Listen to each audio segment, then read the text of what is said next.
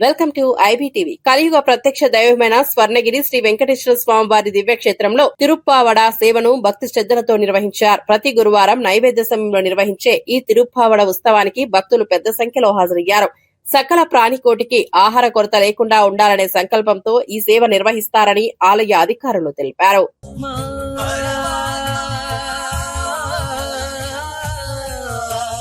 పరమాత్మా తిరువేంకట శిఖర పరంధామా గురువార గురుతర సేవా మహిమ వర్ణింపగమాతరమా